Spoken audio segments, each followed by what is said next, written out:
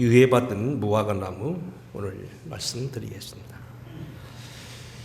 페테르 브루겔이라고 하는 세계적인 화가가 있습니다. 여러분들 오늘 그 교회 주보 앞에 있는 전년의 표지라든지 설교집 속에 들어있는 4페이지를 보게 되면 그림이 나와 있습니다. 1528년 바로 르네상스기에 네덜란드의 브루겔이라는 동네에서 태어나서 브루겔이라 이름을 붙였습니다만 신앙과 많은 풍습적인 그림을 그린 그러한 화가입니다. 그는 보통 그의 출신이 브루겔이다 그래서 브루겔이라 불릴 정도밖에는 아무것도 알려지지 않은 수수께끼 인물인데 20세가 되어 이태리 로마에 건너가서 공부를 하고 들어와서 그의 많은 그림들이 이 로마의 어떤 것을 본따게 됐습니다. 그가 그린 그림이 60여 점으로 많이 남겨 있는데 가장 유명한 그림은 우리 창세기 11장에 나오는 바벨탑에 대한 이야기인데 이 바벨탑의 모양이 잘 보면 로마에 있는 코로세움을 담게 되었습니다. 여하튼 그래서 이 대형 경기장에 있던 코로세움을 그가 보고 나서 바벨탑을 저런 식으로 그리면 좋겠다 해서 막 그린 것으로 알고 있습니다. 여하튼 그는 네덜란드 브라다라는 곳에 브루겔이라고 하는 마을의 농부아들로 태어났는데 아주 많은 그림을 그리되 성경의 면 장면들과 예수님에 대한 성화를 많이 그렸는데 또 하나는 그 그림 가운데서 당시 백성을 선도하는 그런 속담을 그림으로 그린 그런 사람이었다는 겁니다. 당시는 우리가 잘 알다시피 책이 많지 않고 다른 것이 교통수단이나 매스컴이 발달되지 않은 시대라 당시 시작했던 이 동판 인쇄술을 통하여 그림을 찍어내서 판화로 팔게 되었는데 그래서 이 브루겔은 판화 그림을 많이 그려서 이것을 많이 보급함으로 당시 발달된 동판 기술로 인하여 많은 돈도 벌었다고 그럽니다. 여튼 문제는 뭐냐면 그가 이런 그림 외에는 바벨탑 그림 외에도 인간의 미덕인 7가지 덕막 또한 악덕 좋은 덕은 힘겹지만 수고와 대가는 값지고 이것을 지키면 사람이 복되고 세상이 밝게 되지만 패덕은 길은 달콤하지만 위험하다. 패덕을 따라가는 사람, 악덕을 따라가는 사람은 겨울철 깐부기 마당의 타작마당의 깐부기처럼 헛된 생을 살 것이다. 그런 의미에서 그가 이런 속담이나 많은 그 이야기들을 우화 같은 것을 그림으로 그려냈습니다. 그 중에 하나 오늘 여기 우리가 설교하고 싶은 것은 바로 슬기라고 하는 장면입니다. 그가 그린 그림 가운데는 속담에 나와 있는 7가지 덕목과 7가지 악덕에 대해서 그렸는데 7가지 미덕은 슬기, 믿음, 희망, 이웃사람, 정의, 용기, 절제 우리 기독교가 말하고 있는 성령의 온유한 열매와 비슷하지요. 악덕은 그에 벌한다면 분노, 그 다음에 유욕, 인색, 그 다음에 교만, 탐식, 질투, 허영 이걸 그렸다는 거예요. 근데 문제는 뭐냐면 그가 이 슬기라고 하는 것, 지혜를 뭐라고 표현했느냐. 오늘 여러분이 보고 있는 주보 앞에 있는 그림과 같이 그렇게 그렸다는 겁니다. 일단 그 그림을 보게 되면 슬기라는 여주인공은 그림 한복판에 젊은 여자로 표현됩니다. 왜냐하면 악덕은 아주 추한 노파로 표현되지만 젊은 그 슬기는 바로 아름다운 여인으로 표현된다. 왜냐하면 서양의 많은 언어들이 남성과 여성의 성의 구별이 뚜렷하게 이렇게 되어 있는데 모든 이러한 사물과 모든 것은 결국 그 대개는 여자로 봤습니다. 그래서 여자로 표현했다. 어떤 그런데 거기 나와 있는 이 여인이 가운데 나와 있고 또 가만히 보니까 그림 왼쪽에는 임종을 앞둔 환자가 누워 있었고 또 하나는 오른쪽에는 겨울철을 앞에 있던 그런 농부의 모습이 나와 있다는 거예요. 먼저 죽어가는 노인은 송선을 들고 있고 오늘 사제로부터 병자 성사를 받고 있습니다. 이 말은 무슨 의미냐면 영혼을 가진 인간은 무엇보다도 의사보다도 일단 사제로부터 영혼 구원에 대한 문제를 해결해야 된다. 이런 걸 말하고 있다는 거예요. 겨울을 앞둔 인간은 고기를 손질하고 소금에 절여서 큰 통에 채워넣습니다. 때가 오기 전 먹을 것을 준비하고 혹한과 굶주림을 대비해서 새해를 준비하고 새로운 날을 준비해야 된다는 그러한 지혜를 말하는 겁니다. 그런가 하면 이 슬기로운 여인은 그 가운데 있는 젊은 여성을 표현하는데 둥근 채의 모자를 쓰고 있고 오른손에는 사람을 장사지는 관, 왼손에는 거울을 가지고 있다. 채는 선악과 악을 걸러내는 구분, 이 채, 이게 걸러내는 거 말이죠. 거친 것과 고운 걸 걸러내는 채, 선악을 구분한다. 그 다음에 관은 말 그대로 죽음에 대한 이야기, 슬기로운 여인은 죽음에 대해서 생각하며 그날을 위해 준비한다는 거예요. 그리고 거울은, 오른손에는 거울을 들고 있는데, 거울은 반성과 어떤 참의를 의미한다는 겁니다. 그 다음에 이 여인이 가만히 보면 술통을 밟고 있는데, 그 밟고 있는 것은 사다리와 물통인데, 이것은 바로 화재를 진압하는 소방도구라는 겁니다. 마음속에 일어나는 분노와 질투와 욕정의 불길을 꺼야 된다는 겁니다. 자, 어떻게 보면 참 이 속담을 그린 이 그림이 참 생각을 많이 하게 되고, 이 그림을 당시 동판 인쇄로 해서 전 국민들이 거의 다 가질 정도로 다 소유하고 있었다고 얘기합니다. 결론은 이건 뭡니까? 지혜란 앞날의 고난을 미리 알고 예비하고, 쓸데없는 욕심의 불길을 끄고, 선악을 헤아려 구분하고, 과거의 잘못을 뉘우치고 바로잡아서 올바른 길을 간다. 그것이 바로 지혜라는 겁니다. 자, 이제 오늘 여기 우리가 새로운 한 2025년이 밝았는데 우리는 어떻게 살아야 되겠느냐, 그런 이야기입니다. 시편 90편에서 모세는 세월 살아는 지혜를 이렇게 기도하겠습니다. 우리에게 우리 날 계수함의 지혜를 가르치사 지혜로운 마음을 얻게 하소서.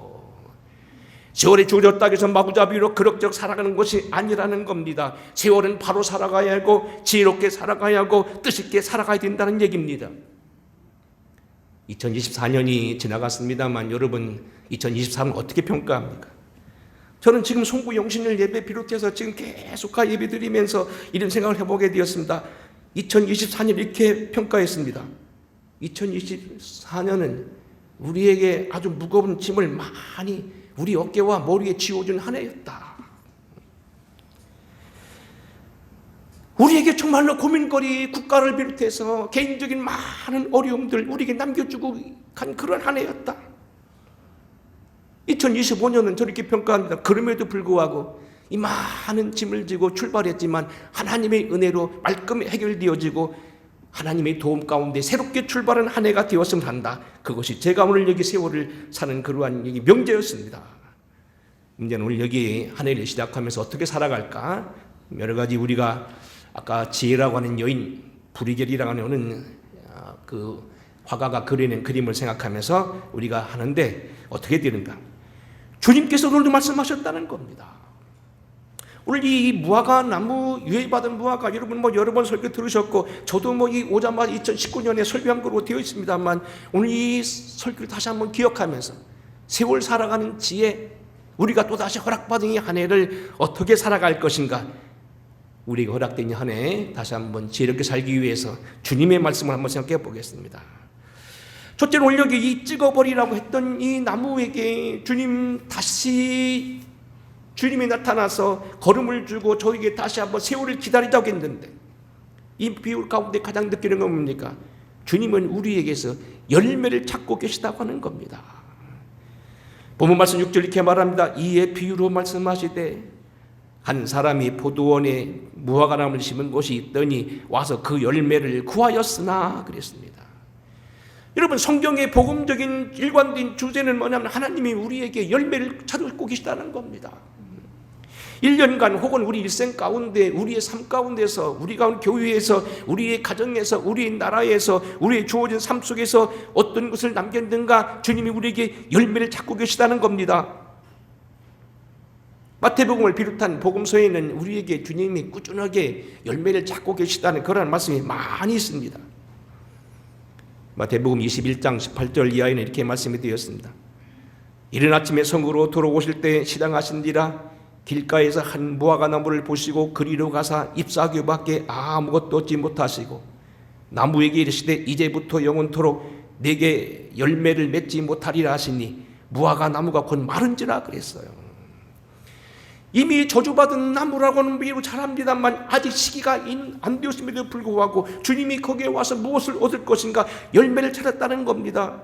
귀중한 교훈은 끊임없이 주님께서는 시기가 되나 안 되나 우리에게 늘 열매를 찾고 계시다는 그런 중요한 내용입니다. 그러니까 마태복음 25장에 보게 되면 세상 마지막에 우리가 갖춰야 될 성도의 자세가 세 가지 비유로 나오는데 세 가지 비유가 다 열매를 구하는 겁니다. 기름병을 가지고서 신랑을 맞으러 나간 10처녀 비유 역시 마찬가지고요. 달란트 비유, 땅에 묻지 않고 열심히 남겨야 될 비유 말한 것도 마찬가지고요. 양과 염소의 비유 마찬가지라는 겁니다. 내 심령의 열매에 내가 기름을 가지고 있느냐? 내가 받은 재능을 최대한 발휘해서 주님 앞에 충성했느냐? 내 주변에 살고 있는 이웃들, 가난한 이들, 아픈 이들, 때로는 어떤 상처받은 이들을 위해서 내가 위로의 말 한마디도 하면서 그들을 돌아봤느냐? 우리의 삶의 열매라는 겁니다. 그러니까 여러분, 성경에는 소묵시록이라고 해가지고 우리가 마지막 때 되어질 일들을 말하는데 그때마다 항상 주님은 열매를 구하고 있습니다. 마태복음 24장에 보게 되면 거기 주님이 오실 때의 징조를 예언하시면서 그들이 이렇게 말합니다. 여인이 있어 들여나가 그를 일하다가 한 사람은 들림을 받고 한 사람은 그대로 남아 있을 것이다. 맷돌을 돌린다는 겁니다. 마태복음 21장에 보게 되면 여러분 포도원 비유에도 보면 마찬가지입니다. 포도원 주인이 결산할 때가 되어서 당신의 아들을 보냈다는 겁니다. 우리는 유사한 모습으로 성경의 많은 부분들이 우리에게 열매를 구하고 있다. 우리가 어렵게 시작했어도 주님이 내년 이맘때 또다시 우리에게 물으실 겁니다. 그래 1년 동안 어떻게 살았는가? 우리에게 열매를 찾고 계시다. 마태복음 24장 44절 이렇게 말합니다. 이러므로 너희도 준비하고 있으라. 생각지 않은 때에 인자가 오리라. 충성되고 지혜 있는 종이 되어서 주인에게 그 집 사람을 맡아 때를 따라 양식을 나눠줄 자가 누구냐? 주인이 올 때 그 종이 그렇게 하는 것을 보게 있으면 그 종이 복이 있으리라. 모름지기 주님은 우리에게 열매를 구하고 계시고 우리는 그를 위해 충성하는 것이 복되어서 언젠가 우리에게 상급을 받을 날이 있다는 것 꼭 기억하셔야 됩니다. 주님은 우리에게 끊임없이 열매를 찾고 계시다. 두 번째로 오늘 여기 무화과 나무 비유에서 배우는 건 뭐냐면 긍휼이 하나님이라는 겁니다. 무화과를 심어놓고 포도원을 차렸는데 무화과가 열매를 맺지 않습니다. 보통 농부들 어떻게 합니까? 기다려도 안 되면 잘라내버립니다. 저도 오래됐습니다만 이 앞에 화단을 만들고 우리 김영철 권사님이 아주 어렵게 화단 만들고 돌아가신 우리 김창석 권사님, 뭐 장로님 뭐 트럭에다 막 흙 갖다 붙여가지고 없는 그 화단을 만들었죠. 거기 여러 나무 심었어요.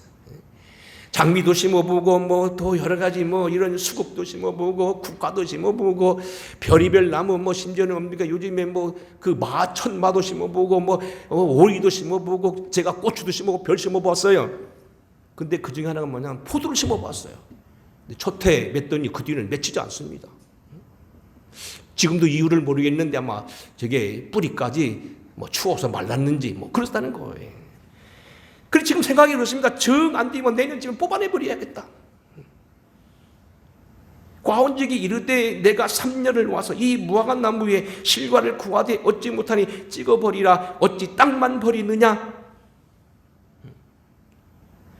농부는 당연히 우리에게 열매를 찾고 그 열매가 결코 열매를 맺지 못하고 가시던 부분만 잔뜩 하면 결국은 찍어버릴 수밖에 없는 것이 모든 세상의 원리라는 겁니다. 근데 6, 8절 보세요. 대답하여 이르되 주인이여 금년에도 그대로 두소서. 내가 투릅하고 걸음을 줄이니. 주인이여 금년에도 그대로 두소서. 내가 투릅하고 걸음을 주겠습니다. 이후에 만일 실과가 열면이오니와 그렇지 않으면 찍어버리소서. 찍는 것은 어렵지 않다는 겁니다. 다만 주님 한 번 더 참아주시고 제가 노력해 보겠습니다. 한 번 더 그에게 권면하겠습니다. 한 번 더 그에게 내가 열정을 내보겠습니다. 다시 한 번 기회를 주세요. 그게 우리의 주님의 모습이라는 겁니다. 우리가 어떤 분에 보면은 하나님께 지금 벌써 감옥에 가 있어야 된다거나 아니면 뭐 지옥에 가 있어야 된다거나 아니면 땅속에 들어갔어야 되는데 불구하고 주님이 우리에게 연장시켜주는 사람들도 많이 있다는 겁니다. 저도 한때는 열심히 살다 보니까 뭐 몸이 약해진 때도 있었고요. 교통사고로 아찔해가지고 죽을 뻔한 그런 기회도 있었던 것도 기억합니다만 그때마다 하나님 도우심으로 살았던 것도 기억납니다. 지난 시간 공부한 때 우리는 나그네 여십니다. 생일을 살아가면서 우리 마음대로 되지 않는 것이 우리의 생애였다는 겁니다. 그런데 하나님은 그때마다 우리에게 도와주시고 우리 연약함을 도와주시고 우리를 변호하고 계시다는 겁니다.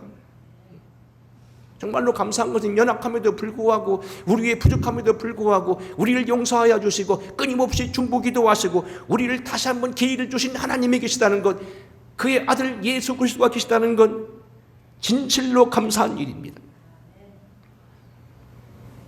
요한 1서 2장 1절입니다. 나의 자녀들아, 내가 이것을 너희에게 쓰면 너희로 죄를 범하지 않게 하려 함이라. 만일 누가 죄를 범하여도 아버지 앞에서 우리에게 대언자가 있으니 곧 의로우신 예수 그리스도시라. 어제 그제도 잠깐 헌법재판소에서 대통령 탄핵 심판 그 준비기일이 나온 거 가서 밤 오래까지 제가 그걸 봤습니다. 한 2시까지 봤던 것 같은데 변호인들이 다 하잖아요. 양쪽 사람 거의 나오지 않습니다. 변호인이 다 합니다. 변호인이 답변 다 준비하고 그 입장을 전하고 법을 해석하고 다 대언합니다. 변호사가 잘하면 이기는 거고 법관이 생각할 때 끄덕끄덕하고 아무리 많은 증거에도 물론 법관이 마지막에 판단을 내립니다. 변호가 할 때 변호사가 한 말이 판사를 감동해야 된다는 겁니다. 그런데 우리를 위해서 변호하는 변호사가 있다. 가끔가다 제가 법과대거를 나온 걸 알고 주변에 많은 사람들이 제게 변호사를 소개해달라고 하는 경우도 있고 또 법에 대한 문제를 물을 때마다 제가 꼭 하는 말이 있습니다. 그 중에는 목사님도 계시고 권사님도 계시고 어떤 분도 계시면 쭉 하는 말이 있습니다. 변호사를 꼭 쓰십시오. 절대 변호사 없이는 못 이깁니다. 지금 잘인지 모르는지 모르겠습니다만 어쨌든 지금 우리나라 이 법 체계를 보게 되면 변호사 없이는 백전백패합니다. 내가 다 잘한가 저 사람 아무리 잘못했어요. 변호사 없으면 다 지게 되어 있습니다. 구조가 이렇게 되어 있습니다. 그래서 속된 얘기로 유전 유죄 무전 유전 무죄 무전 유죄라고 말해요. 사실 변호사가 다 해서요 없는 것도 덮어쓰게 되고요 있는 것도 다 뺏기게 되는 것이 우리나라 구조라는 겁니다. 절대로 변호사가 중요합니다. 판사들 앞에는 변호사가 있어야 되고 절대로 법정에 그냥 나온 큰 사건은 다 지게 되어 있습니다. 그런데 우리에게 대언자가 있다. 로마서 8장 33절입니다. 농아능히 하나님께서 택하신 자를 고발하리요 의롭다 하신 이는 하나님이신 누가 정죄하리요 죽으실 뿐 아니라 다시 살아나시는 그리스도 예수시니 그는 하나님 우편에 앉혀 계신 자요 우리를 위해서 간구하시는 자시니라. 하나님 앞에서 우리의 최후의 심판과 우리의 생활의 모든 걸 위해서 대언자가 되시고 우리를 위해서 간구하시고 우리를 변호하시는 분이 누구시냐? 예수님이라는 겁니다. 우리를 불쌍히 여기신다는 겁니다. 우리에게 도끼를 들고 그것을 찍어버리라든지 삽을 들고 캐내라고만 하는 분이 아니고 우리에게 시간을 주시고 유해를 주시고 우리에게도 끊임없이 우리를 권고하시는 분이 계시다고 하는 이야기입니다. 구약 성경에 보게 되면 출애굽기 34장에 보게 되면 이스라엘 백성들이 큰 죄를 범합니다. 바로 모세가 십계명판을 받으러 시내산에 올랐는데 40주 40일을 내려오지 않으니까 백성들이 조급해서 금송아지를 만듭니다. 사실 어떻게 보면 신앙은 금송아지, 어떻게 보면 조급한 겁니다. 신앙은 기다려야 되고 연주도 기도도 차야 되고 때가 있는 것인데 그것을 기다리지 못하고 쉽게 하다가 결국은 망가지고 많은 사람들이 교회에 왔다가 다 몰려갑니다. 제가 전에 있던 교회 산골짜기 교회입니다만 옛날 장부를 보니까 그 동네가 다 이사가고 다 헐리고 그래서 한 80호밖에 안 남았는데 한 60호 이상의 교회를 나왔던 분들이더라고요. 근데 뭔가 사건이 있어가지고 다 떠났더라고요. 여러분, 신앙은 참고 기다리고 있냐는 건데 이스라엘 백성들이 기다리지 못해서 결국 금송아지를 만듭니다. 그때 하나님이 진노하십니다. 이때 모세가 그를 위해 간구했을 때 결국 여차저차 해서 결국 용서하시는데 주님이 이렇게 말씀하십니다. 여호와께서 구름 가운데 강림하사 그와 함께 거기 서서 여호와 이름을 반포하실세. 여호와께서 그의 앞으로 지나시며 반포하여 이르시되 여호와로라 여호와로라 자비롭고 은혜롭고 노하기를 더디하고 인자와 진실이 많은 하나님이로다. 인자를 천대까지 베풀며 악과 과실과 죄를 용서하나 형벌 받을 자는 결단코 면제하지 않고 아비의 악을 자여서는 3, 4대까지 보응하리라. 죄를 범한 이스라엘 백성들에게는 그들을 용서하시긴 하시지만은 그래도 그들이 너무 경히 여길까봐 자손 3, 4대까지는 벌을 내리지만 일단은 용서하신다는 겁니다. 다윗이 범죄했을 때 그는 결국 그것 때문에 큰 어려움을 당하고 압살롬의 쫓기는 아픔을 당해서 그의 말년에 굉장히 큰 고통을 당합니다만 하나님은 그를 그래도 용서하여 주시고 그의 후손 가운데 결국 예수를 두셨다는 얘기는 참으로 우리가 깊이 생각할 말씀입니다. 하나님은 일단 우리 뭡니까? 경망스럽게 할까 봐서 형벌은 때로는 면하지 않게 하지만 용서하신다. 중요한 것은 주님이 우리를 용서하신다는 겁니다. 과언제기 이르되 오늘 3년을 와서 이 무화과 나무를 실과를 얻지 못하니 찍어버리라고 했지만은 그들을 위해서 거름을 파고 두루를 파고 거름을 주려 했던 주님처럼 오늘도 용서하신 하나님, 우리에게도 오늘도 열매 맺길 원하시니 주님이 계시다는 걸 우리가 기억하시기 바라고, 하늘에 허락하신 게 하나님의 은혜인 줄 믿으시기 바랍니다. 끝으로 우리가 말씀드릴 건 뭐냐면 우리를 유예하시고 기다릴 뿐만 아니고 힘주시고 은혜 주신다는 겁니다. 대답하여 가로되 주인이여 금년에도 그대로 두셔서 내가 두루 파고 거름을 주리니. 제 돌아가신 엄친이 농림학교를 나오셨습니다. 일제시대 때 농림학교 괜찮죠. 시골에서 그 동네에서도 리에서도 한두 밖에 없었던 걸 알고 있고 공부를 열심히 하셨는데 제 할아버지가 이렇게 감나무를 몇 개 심었는데 꼭 봄이 되면 하는 작업이었어요. 감나무 밑을 두루 파고요. 거기다가 인분이 뭔지 아시잖아요. 냄새가 고약한 거. 근데 그렇게 두면요 가을에 감이 얼마나 많이 맺지나 몰라요. 감이 해가리를 하지 않아요. 여러분 과실 들어도 해가리가 있어요. 한 해는 많이 맺었다. 그 다음에는요 잘 떨어지고 몇 개 안 맺는 게 있어요. 해가리는 꼭 있는데 꼭 봄이 되면 제 아버님이 꼭 그 일을 하셨어요. 거름을 파고 뱅뱅뱅 돌아가면서 거기다 인분을 갖다 깍을 내줘서 한 4월 동안 코를 막고 다닐 정도로 아주 진하게 줍니다. 근데 그 해는요 감이 풍성하게 맺힙니다. 저는 여기 가까운 오가에서 목회 12년 하면서 과수원이 참 많았습니다. 10,000평 이상 짓는 분들이 14가정이었습니다. 저희 집에는 8월 달에도 사과가 끊이지 않았습니다. 전에 사과가 나왔습니다. 전에 말씀드린 대로 얼마나 사과를 많이 먹었는지 이가 상할 정도로 많이 먹었습니다. 근데 그들 뭡니까? 무진하게 노력합니다. 오늘 훌륭하게 익었던 이 과실이 여러분 상에 오르고 여러분 손에 오르기까지 그냥 되지 않습니다. 무수한 노력들이 있고요. 거름을 주고요. 그들에게 농약을 하고요. 끝없이 그들을 돌보는 것이 필요하다는 얘기입니다. 그런데 주님이 이렇게 우리에게 하신다는 겁니다. 전력쟁 나오는 기독도가 어느 날 장망성을 떠나가다가 어느 집에 들어가서 곤배한 마음으로 쉬고 있습니다. 갑자기 벽난로가 보이는데 불이 타다가 점점 꺼져갑니다. 그 방에서 결국 그가 불을 쳐다보는데 갑자기 불이 다 꺼져가서 이제는 큰일 났다. 추워서 어떻게 하나는데 갑자기 불이 또 확 붙습니다. 웬일인가 하고 나가봤더니 위에서부터 아래까지 도포에 끌리는 긴 가운을 입고 거기 허연 옷을 입은 주님이 거기다 손에 기름감을 붙잡고 있습니다. 불이 꺼져갈 때 되면 다시 붙는 겁니다. 중요한 얘기입니다. 여러분 때로는 우리가 성령에 메말라가고 우리가 인생의 어려움을 당할 때 여러분 다가오신 주님이 계시다는 겁니다. 특별히 여러분 훌륭한 어머니 어거스틴 어머니라든지 요한 웨슬리 어머니는요 기다리는 어머니였어요. 훌륭한 어머니입니다. 세계 3대 현모 양처들이 바로 그 웨슬레와 수산나 웨슬레 그리고 어거스틴의 어머니 성 모니카입니다. 그들은 아들들이 방탕했지만 기다려줬다는 거예요. 웨슬레 일기에 보게 되면 웨슬레 어머니가 자기의 17남매를 내가지고 많이 죽고 8인가 키웠는데 자기의 자녀들을 교육한 것이 나오는 이런 얘기예요. 아버지가 늘 그럽니다. 그만둬. 아무리 가르쳐도 소용없어. 15번 가르쳤잖아. 그러니까 어머니 그랬다는 겁니다. 15번 아니라 20번이라도 알아듣게 해야 됩니다. 그게 어머니라는 거예요. 자기 어머니가 자녀를 가르쳤는데 자기 동생 가운데 때로는 알아듣지 못하고 땡깡 부리고요 안 배우려고 하는 녀석이 있으면 그 녀석을요 20번 이상씩 가르쳤다는 겁니다. 그래서 훌륭한 인재가 났다는 겁니다. 이게 바로 어머니라는 건데 이러한 마음이 오늘 우리에게 주님의 마음이야 성령이라는 겁니다. 결국 우리에게 기다려줄 뿐만 아니라 우리에게 은혜를 주시고 성령을 주시는 분이 주님이시라는 겁니다.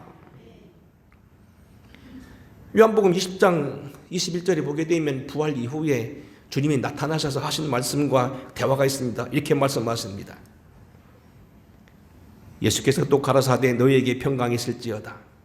아버지께서 나를 보내신 것 같이 나도 너희를 보냈노라. 이 말씀을 하시고 저희에게 향하여 숨을 내쉬며 가라사대 성령을 받으라.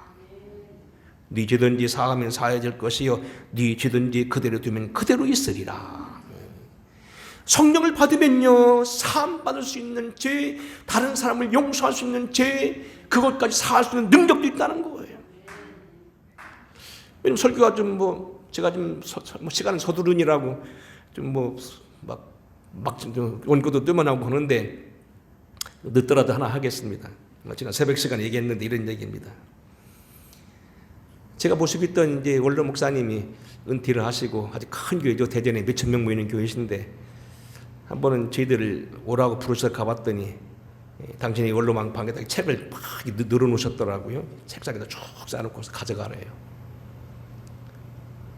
저도 이제 책이 사놓은 책이 많고 은퇴도 얼마 안 남았고 이제는 책을 많이 못 봐요. 아무래도 이제 좀 그렇더라고요. 나이 들이니까 너무 힘들고 그래서 다 제가 있는 책도 못 보고 그래서 몇 권을 거기서 이제 한 가방을 주섬주섬 사가지고 왔는데 쌓아놓고 있어요.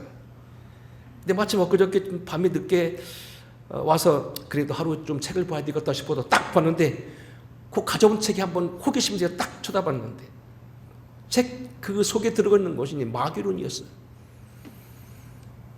그래서 이 귀신론에 대해서 이 8명의 목사님들이 한 10페이지씩 계속 써서 논문처럼 써서 이렇게 쭉 썼는데 그 중에 하나가 현장 목회에서의 귀신론이라고 하는 책이 이제 생각나서 그걸 딱 봤는데 그런 얘기예요. 당시 동네에서 어떤 일이 있었냐면요. 옛날 초대교회 얘기죠. 어떤 사람이 귀신이 들렸는데요. 먹다 남은 이게 뭡니까? 그 큰 항아리 속에 들어가지고 방석 깔고요. 거기서 나오질 않는 거예요. 어? 어떤 사람이 귀신이 들렸는데 방석을 항아리 속에 깔고 거기 축축한 데 앉아가지고요. 거기서 막 이상한 소리 한다는 거예요. 그 식구들이 난리가 나서 그를 끄집어내라고 했는데 장정이 10명이 갔는데 안 나오더라는 거예요. 근데 그 목사님 어떤 분이 한 건 나가 딱 얘기하니까 쑥 나와버리더라는 거예요. 네가 누구냐 그랬더니 요 앞에 동네 앞에 있는 고목나무에서 살던 신이다 그랬다는 거예요. 그런 얘기, 재미난 얘기 많아요. 근데 또 한 번은요, 자기가 아주 어렸을 때 자기 아버님이 목회하셨는가 봐요. 마당에 놀고 있는데 갑자기 아버님이 나오셔서 너희들 빨리 가거라 아니면 이리 들어가라 그랬다는 거예요. 왜 그러냐 했더니 그 안방에 지금 어떤 사람이 귀신 들려가지고 앓고 있는데 그 사람에게 나가라 그러니까 나가고는 싶은데 마당에서 애들이 놀고 있는데 걔들이 주일학교 교회 다니는 애들이다. 그래서 그들이 길을 막고 있어 못 나간다. 그러니까 애들이라도 교회학교 다니면 능력이 있어서 귀신들이 도망다닌다는 거예요. 그에 비한다면 가끔 나오는 우리 고인숙 권사님도 능력이 있다는 얘기예요. 아니 교회학교 다니는 어린애들도요. 능력이 있어서 놀고 있는데도요. 귀신이 지나갈 때 못 지나간다는 거예요. 그에 비한다면 우리는 다 능력이 있다는 거예요. 다만 그 능력이 크냐 작냐 뿐이지. 근데 이런 능력을 주님이 사랑하는 이들에게 주신다는 거예요. 이와 같이 성령도 우리 연약함을 도우시나니 우리가 마땅히 빌 바를 알지 못하나 오직 성령의 말할 수 없는 탄식으로 우리를 위하여 친히 간구하시느니라. 마음을 감찰하신 이가 성령의 생각을 아시나니 이는 성령이 하나님 뜻대로 성도를 위하여 간구하심이라. 우리가 알거니와 하나님을 사랑하는 자 곧 그 뜻대로 부르심을 입은 자들에게는 모든 것이 합력하여 선을 이루느니라. 주님이 연약한 우리, 모자란 우리, 여러 가지로 부족한 우리지만 성령을 부어주셔서 감당하게 하시고 이기게 하신다는 이야기입니다. 말씀 정리합니다. 우리는 어쩌면 유해받은 나무입니다. 지난 한 해 동안 제게는 홍성군 기독교연합회장으로서 우리 이한준 목사님, 이진공 목사님을 비롯해 많은 목사님들이 교단적으로 협력해서 뭐 행사를 비교적 잘 끝냈어요. 그래서 뭐 너무 감사하긴 한데 어쨌든 뭐 그 위에도 뭐 저희 어머님도 돌아가시고 뭐 그보다 제일 큰 충격은 이제 뭐 나라적인 어려움. 뭐 여러분 다 어떤지는 모르겠지만 저는 그 문제가 굉장히 큽니다. 사실 저 나라 위해서 기도 많이 한 사람이거든요. 많이 해왔거든요. 이 나라가 정말 복되고 전 세계적으로도 K 문화 이거 모든 걸 비롯해서 좀 좋은 일도 하면 되겠고 무엇보다도 지금 전 세계 선교사를 우리나라 두 번째로 파송하거든요. 미국 다음이 우리입니다. 소득을 앞질렀거든요. 우리나라 좋은 나라입니다.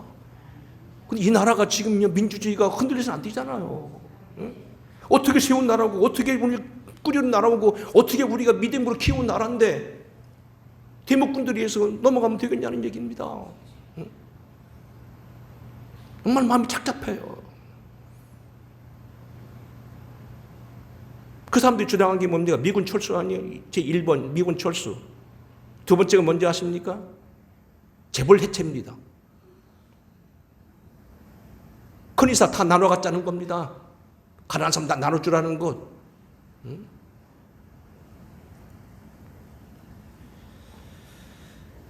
착잡한 마음 우리는 이렇게 시작합니다만 하나님의 은혜 가운데 풀려지기를 원합니다.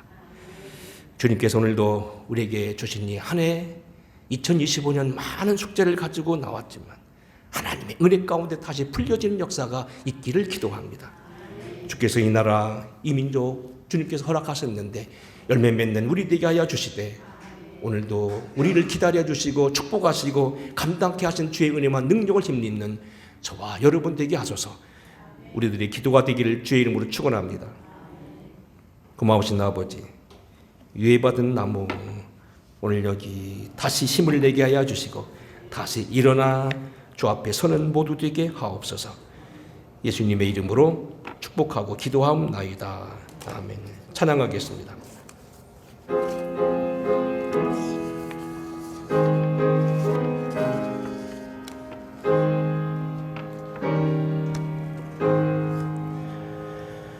예수는 나의 힘이요 내 생명 되시네. 그 주에서 떠나 살면 죄 중에 빠지래. 힘과 앞을 가 4절 갑니다. 내 맘에 근심 쌓일 때 위로하고 힘주실 주 4절 예수는 나의 힘이요 내 소망 되시네. 이 세상을 떠나갈 때 곧 영생 얻으리.